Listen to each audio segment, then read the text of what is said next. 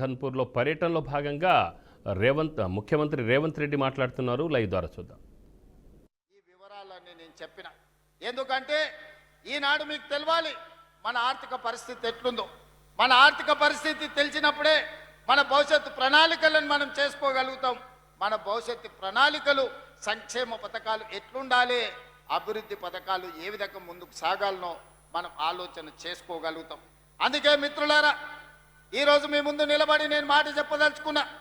ఎన్నికల్లో ఇచ్చిన గ్యారంటీలలో ఆడబిడ్డలకు ఆర్టీసీలో ఉచిత బస్సు ప్రయాణం అని చెప్పినాం. 2 రోజుల్లోనే ఈనాడు 150 కోట్ల మంది ఆడబిడ్డలు ఉచిత బస్సు ప్రయాణం చేసినందుకు ఆర్టీసీకి 5,005 కోట్ల రూపాయలను ఈనాడు రాష్ట్ర ప్రభుత్వం అందించిన మాట వాస్తవం కాదా? ఈరోజు మా ఆడబిడ్డలు మా అక్కల్ని అడుగుతున్న ఇక్కడ ఉన్న వాళ్ళను, అక్క ఎప్పుడైనా మీరు బస్సు ఎక్కితే ఎవరైనా అనా పైసైనా మిమ్మల్ని అడిగినరా అని నేను మా ఆడబిడ్డలు నేను అడగదలుచుకున్నా. ఆయల్ల మీరు అమ్మగారింటికి వెళ్ళాలన్నా, అమ్మవారిని దర్శించుకోవాలన్నా, యాదగిరి గుట్టకు పోవాలన్నా, భద్రాచలంలో రాముల వారిని దర్శించుకోవాలన్నా బస్సు పైసలు ఉండేటివి కావు. ఇంటి ఆయన ఇస్తే ఇచ్చినట్టు, లేకపోతే మీరు ఊరుకున్నట్టే ఉండే. కానీ ఇవాళ ఇంటి ఆయన బాయికాడికి పనికి పోతే మా అక్కలు ఆలయానికి పోయి దర్శనం చేసుకొని ఆయన వచ్చే లోపల మళ్ళీ ఇంటికి వచ్చేటట్టు ఈరోజు బస్సులో ఉచిత ప్రయాణం ఇచ్చిన మాట వాస్తవం కాదా? ఇవాళ నేను అడుగుతున్న మా ఆడబిడ్డల్ని, 200 యూనిట్లు మీ ఇళ్లలో ఉండే కరెంటు ఉచితంగా ఇస్తున్నామా లేదా?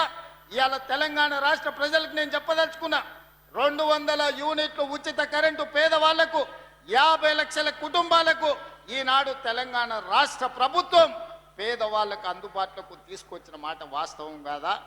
ఇవాళ అప్పుల పాలైన తెలంగాణలో 24 గంటలు ఉచిత విద్యుత్తు రైతాంగానికి అందిస్తున్న మాట వాస్తవం కాదా? అదేవిధంగా ఆడబిడ్డలకు 500 రూపాయలకే సిలిండర్ ఇస్తున్న మాట వాస్తవం కాదా? ఇవాళ నేను చెప్పదలుచుకున్న తెలంగాణ రైతాంగానికి వేదిక మీద నుంచి 25,35,000 మంది రైతులకు 20,617 కోట్ల రూపాయలు, 2 లక్షల రూపాయల వరకు రైతు రుణమాఫీ చేసి మీ రుణము తీర్చుకుంటామని చెప్పినాం. ఈనాడు మీ రైతు రుణాలను మాఫీ చేసి, ఈ రైతు రుణాల మాఫీ కాదు, ఆనాడు రైతు బంధు ఎన్నికల కోడును అడ్డం పెట్టి కేసీఆర్ ఎగ్గొట్టి పోతే 7,625 కోట్ల రూపాయలు ప్రభుత్వం ఏర్పడిన ఎంబడే రైతు భరోసా పథకం ద్వారా మీ ఖాతాలలో నిధులేసిన మాట వాస్తవం కాదా? ఈ రకంగా చెప్పుకుంటూ పోతే తెలంగాణ ఉద్యమంలో ఉన్న నిరుద్యోగ యువకులకు 57,924 ప్రభుత్వ ఉద్యోగాలను మొదటి 10 నెలల్లోనే నియామకాలు అందించి నిరుద్యోగ సమస్యను తెలంగాణ రాష్ట్ర పొలిమేర్లు దాటే వరకు తరిమిన మాట వాస్తవం కాదా? గత 10 రోజుల నుంచి ఈనాడు పాత్రికేయ మిత్రులను నేను అడగదలుచుకున్నా. హైదరాబాద్లో మీ ఇండ్ల పట్టాలకు భూములు ఇస్తే 10 ఏళ్ళ పట్టాల సర్టిఫికెట్లు మీకు చంద్రశేఖరరావు ఇయ్యలే. నేను వచ్చిన తర్వాత మీ కుటుంబాలను పిలిచి రవీంద్ర భారతిలో భోజనం పెట్టి మీ జర్నలిస్టులకు ఇండ్ల పట్టాలు నేను ఇచ్చిన మాట వాస్తవం కాదా? 10 ఏళ్ళు చంద్రశేఖరరావు మీకు అన్యాయం చేస్తే మీకు ఇండ్ల పట్టాలు ఇచ్చింది ఈ ప్రభుత్వం కాదా అని నేను అడుగుతున్నా. ఇవాళ గ్రూప్ 1 పరీక్షలు, గ్రూప్ 2 పరీక్షలు, గ్రూప్ 3 పరీక్షలు, ఇవాళ మీ ఉద్యోగాల కోసం ఈరోజు పరీక్ష ఫలితాలను ఇచ్చి ఈరోజు మిమ్మల్ని ఆదుకునే ప్రయత్నం చేస్తున్నాం కదా. అందుకే ఒక్క నిమిషం ఉండండి, చూసిన దించండి. అందుకే ఈరోజు మీ సమస్యలను పరిష్కరించడం కోసమే ఈరోజు ప్రజాపాలన ప్రగతి బాటల పేరు మీద మీ ముందుకొచ్చి మీ దగ్గర నిలబడి మాట్లాడుతున్నాం. ఈరోజు నిరుద్యోగ సమస్యనే కాదు, మీ విద్యకు సంబంధించి టీచర్ల ప్రమోషన్లు 11,000 మంది ఈరోజు టీచర్ల నియామకాలు చేపట్టి పేదలకు విద్యను అందుబాటులోకి తీసుకురావాలని ప్రభుత్వం చేస్తున్న ప్రయత్నం నిజం కాదా అని నేను మిమ్మల్ని అడుగుతున్నా. మిత్రులారా, ఈరోజు రైతుల గురించి కానీ, మహిళల గురించి కానీ, విద్యార్థుల గురించి కానీ, నిరుద్యోగ యువకుల గురించి కానీ, తెలంగాణ సమాజంలో ఉన్న సమస్యల్ని పరిష్కరించడానికి పాత్రికేయ మిత్రుల నుంచి మొదలు పెడితే డాక్టర్లు, లాయర్లు, ఇంజనీర్ల వరకు ప్రతి ఒక్కరి సమస్యని పరిష్కరించడానికి ఈరోజు రాష్ట్ర ప్రభుత్వం ప్రయత్నం చేస్తున్నది. అందుకే ఆనాడు ధనిక రాష్ట్రంగా చంద్రశేఖరరావు గారికి అప్పచెప్పినాం. ఈరోజు దివాలా తీసిన రాష్ట్రంగా మా చేతికి అప్పచెప్పిండు. అందుకే మిత్రులారా, ఈరోజు ఈ సమస్యలు పరిష్కరించడానికి ఉన్నది ఉన్నట్టు వాస్తవాలను మీకు వివరించే ప్రయత్నం చేస్తున్నా. ఈరోజు రాష్ట్రానికి బడ్జెట్ ఆదాయము తగ్గిపోయింది. బట్టి విక్రమార్క గారు పోయినసారి బడ్జెట్ 2,91,000 కోట్ల రూపాయలకు పెట్టిండు.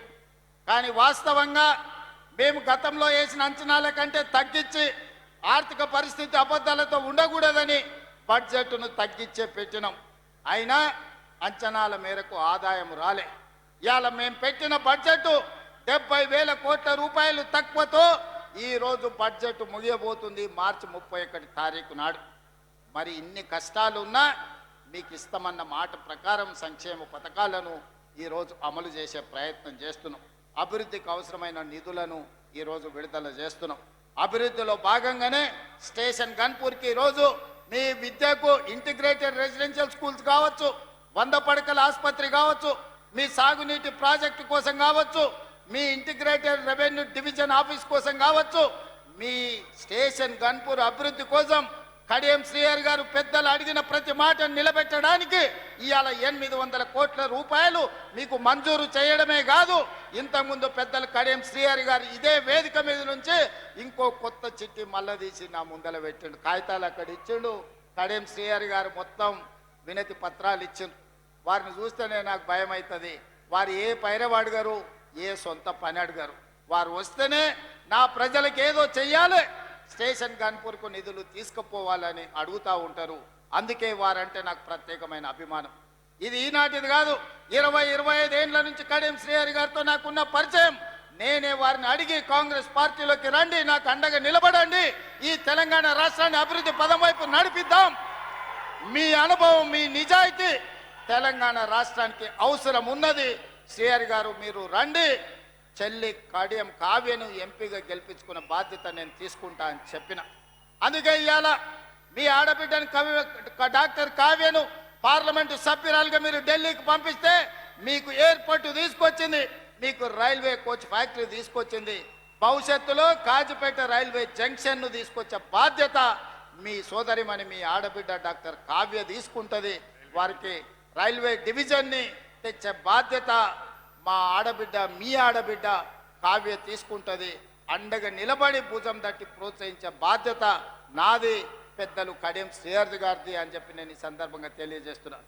మిత్రులారా, మీ దేవాదుల ప్రాజెక్టు పూర్తి కావాలన్నా, శ్రీహరి గారు నా ముందు ప్రతిపాదించిన పనులను పూర్తి చేయాలన్నా, మీ స్టేషన్ గన్పూర్కి భవిష్యత్తులో నిధులను విడుదల చెయ్యాలన్నా మీరందరూ కలిసికట్టుగా శ్రీహరి గారి నాయకత్వాన్ని బలపరచండి. ఈ స్టేషన్ గన్పూర్ని అభివృద్ధి చేసే బాధ్యత ఈ రాష్ట్ర ప్రభుత్వం తీసుకుంటుంది. ఈనాడు రాష్ట్రం నలుమూలలో మీరు చూడండి, కృష్ణానది జలాల గురించి మీరు ఆలోచన చేయండి, గోదావరి మీద కట్టిన ప్రాజెక్టుల గురించి ఒక్కసారి చర్చించండి. 10 సంవత్సరాలు 1,81,000 కోట్ల రూపాయలు చంద్రశేఖరరావు గారు సాగునీటి ప్రాజెక్టుల మీద ఖర్చు పెట్టిండు. అందులో 1,02,000 కోట్ల రూపాయలు ఒక్క కాళేశ్వరం కట్టడానికి వాడి. 1,00,000 కోట్లు పెట్టి కట్టిన కాళేశ్వరం 3 ఏళ్లనే కట్టుడు, 3 ఏళ్లనే కూలుడు జరిగిపోయింది. ఇప్పుడు ఆ కూలిన దాన్ని మొత్తం తీసేయాలంటే మళ్ళా ప్రభుత్వానికి 1,000 కోట్ల రూపాయలు ఖర్చు అయ్యే పరిస్థితి వచ్చింది. ఆయన తీసుకొచ్చి అప్పచెప్పిన దరిద్రం అది కాళేశ్వరం కాదు, అది కూలేశ్వరం అని చెప్పి ఈరోజు నేను మిత్రులకు చెప్పదలుచుకున్నా. ఇవాళ ఆయన గొప్పలు చెప్తున్నాడు, మీరు ప్రాజెక్టులు కట్టినరా, కేసీఆర్ గారు ప్రాజెక్టులు కట్టినరు, రిజర్వాయర్లు కట్టిరని. తాటి చెట్టు అంత పెరిగిండు కానీ ఆవకాయ అంతా కూడా ఆయన మెదడులో తెలివితేటలు ఉన్నట్టు నాకు అనిపిస్తలేదు. శ్రీరామ్ సాగర్ 100 టీఎంసీల ప్రాజెక్ట్ ఎవరు మీ తాత కట్టిండా? శ్రీశైలం ప్రాజెక్టులో 300 టీఎంసీలు నిల్వ మీ ముత్తాత చేసిండా? నాగార్జున సాగర్లో 200 పైచీలకు టీఎంసీల నీళ్ళ ప్రాజెక్టు ఎవరు కట్టిండ్రని నేను హరీష్ రావు గారిని అడగదలుచుకున్నా. జూరాల కావచ్చు, భీమా కావచ్చు, నెట్టంపాడు కావచ్చు, కోయిల్ సాగర్ కావచ్చు, లేకపోతే దేవాదుల కావచ్చు, లేకపోతే ఇందిరా సాగర్, లేకపోతే రాజీవ్ సాగర్ ప్రాజెక్టులను ఆనాడు కాంగ్రెస్ పార్టీ మొదలుపెట్టినవి కాదా? శ్రీపాద ఎల్లంపల్లి మేము కట్టింది కాదా? ఇవాళ మేం కట్టిన ప్రాజెక్టులు ఈ తెలంగాణ రాష్ట్రాన్ని సస్యశ్యామలం చేసినాయి. మీరు కట్టిన కాళేశ్వరం కూలినాక తెలంగాణ రాష్ట్రం 1,56,00,000 మెట్రిక్ టన్నుల వడ్లను పండించి ఆ వడ్ల గిట్టుబాటు ధరనే కాదు 500 రూపాయల బోనస్ ఇచ్చి కొనుక్కున్న ప్రభుత్వం కాంగ్రెస్ పార్టీ అని చెప్పి నేను ఈ సందర్భంగా చెప్పదలుచుకున్నాను. హరీష్ రావు గారు నాకు సవాల్ విసురుతున్నాడు, మీరు ప్రాజెక్టులు ఏడగట్టిండ్రు, రిజర్వాయర్లు ఏడగట్టిండ్రని. నేను హరీష్ రావు గారికి టీఆర్ఎస్ నాయకులకు సవాల్ ఇసిరదలుచుకున్నా. పిల్లకాకులతో నాకెందుకు కానీ అసలైన ఆయనని రమ్మని ఆయనతోనే మాట్లాడతా. శ్రీరామ్ సాగర్ మీద మాట్లాడదామా, నాగార్జున సాగర్ మీద మాట్లాడదామా, శ్రీశైలం ఆనకట్ట మీద మాట్లాడదామా, జూరాల మీద మాట్లాడదామా, భీమా మీద మాట్లాడదామా, నెట్టంపాడి మీద మాట్లాడదామా, కోయిల్ సాగర్ కట్ట మీద మాట్లాడదామా, రాజోలి బండ డైవర్షన్ స్కీమ్ దగ్గర మాట్లాడదామా, లేకపోతే మంజిరా పరివాహక ప్రాంతంలో మాట్లాడదామా? చంద్రశేఖర్ రావు గారు, వీళ్ళని కాదు, నువ్వు రా, నువ్వు వస్తే నీకు తెలుస్తుంది మేమేం చేసినాం, మీరేం చేసినాం. తెలిసి తెలవక ఉడికిందో ఉడకక ఉరుకులాడుతున్నారు నీ అల్లుడు, నీ కొడుకు. వాళ్ళకు పిల్లకాకులకేం తెలుసు, ఉండేలు దెబ్బ అని వెనకడికి చెప్పారు. నీకు తెలుసు కదా మా దెబ్బ ఎట్లుంటుందో, కాంగ్రెస్ పార్టీ కార్యకర్తల దెబ్బ. 2023 డిసెంబర్ 3 నాడు చూసినావు కదా మా కార్యకర్తల దెబ్బ. అందుకే ఇవాళ ఆయన మొహం జల్లక ఫామ్ హౌస్లో దాచుకొని ఇవాళ వీళ్ళను ఉసిగొల్పుతున్నాడు. ఏమన్నా అంటే పెద్ద మనిషిని అట్లా అంటారా అంట. పెద్ద మనిషిలాగా వ్యవహరించాలి కదా అని నేను అంటున్నాను. ఆయన అనుభవాన్ని తెలంగాణ కోసం వాడా? అధికారం పోతే బయటికి రాడా? బయటికి రానప్పుడు ప్రతిపక్ష హోదా ఎందుకు? 58 లక్షల జీతం ఎందుకు? 15 నెలల చంద్రశేఖరరావు గారికి తెలంగాణ రాష్ట్ర ప్రభుత్వం 58 లక్షల రూపాయల జీత భత్యాలు ఇచ్చి వందలాది మంది పోలీసుల పహారను వారికి కల్పించింది. నేను అడుగుతున్న వారిని, నేను అడుగుతున్న మీడియా మిత్రులని, నేను అడుగుతున్న ఇడికొచ్చిన మా అక్క చెల్లెలని, అక్క మనం ఎక్కడైనా జీతం ఉంటే నెల జీతం ఇచ్చిన యజమాని ఎందుకు వస్తలేవని అడగడా? ఇంట్లో వండుకుంటే అని నేను అడుగుతున్నా. మన దగ్గర ఉన్నోడు ఎవడైనా, మన దగ్గర ఉండే టీచర్ అయినా, ఎస్ఐ అయినా, కానిస్టేబుల్ అయినా, ఏ ప్రభుత్వ ఉద్యోగైనా జీతం తీసుకుంటే జీతానికి రాకపోతే ఉద్యోగానికి రాకుండా జీత భత్యాలు 15 నెలలు తీసుకునేది ఎక్కడైనా ఉన్నదా? ఈ వెసులుబాటు ఎక్కడైనా ఉన్నదా అని నేను అడుగుతున్నా. మీడియా మిత్రులను కూడా అడుగుతున్నా. వారం రోజులు మీరు రిపోర్టు చేయకపోతే మీ యజమానులు ఊరుకుంటారా? ప్రతి నెల క్రమం తప్పకుండా జీత భత్యాలు తీసుకుంటున్న చంద్రశేఖరరావు గారు, మీరు ఫామ్ హౌస్లో వండుకొని ఏం సందేశాన్ని ఇవ్వదలుచుకున్నారు? అధికారం ఉంటే ఉంటా, లేకపోతే అలిగి పండుకుంటా అనేదా మీ విధానం అని నేను అడుగుతున్నా. మీకు అనుభవం ఉందంటుండ్రు, మీకు అపారమైన జ్ఞానం ఉందంటుండ్రు, 80,000 పుస్తకాలు చదివిన విజ్ఞాన గని మీరు అంటుండ్రు. మీ అనుభవము, మీ విజ్ఞానము తెలంగాణ ప్రజల కోసం ఉపయోగించరా అని నేను అడుగుతున్నా. మీరైతే 1,00,000 కోట్ల రూపాయలు సంపాదించుకున్నారు, టీవీలు పెట్టుకున్నారు, పేపర్లు పెట్టుకున్నారు, ఫామ్ హౌస్లు కట్టుకున్నారు. నువ్వు గజ్వేల్లో కట్టుకుంటే నీ కొడుకు జన్వాడలో కట్టుకున్నాడు, నీ అల్లుడు మొయినాబాద్లో కట్టుకున్నాడు, నీ బడ్డ శంకర్పల్లి దగ్గర ఫామ్ హౌస్లు 100 ఎకరాలలో కట్టుకున్నారు. మరి తెలంగాణ ప్రజలు ఉన్న భూములు అమ్ముకొని ఆత్మహత్యలు చేసుకుంటుంటే ఈ ట్రిక్ ఏదో మాకు చెప్పరా? తెలంగాణ ప్రజలకు ఆయన ఏదో క్యాప్సికం పండిస్తేనే ₹1 కోటి ఎకరాకు వస్తుంది అన్నాడు.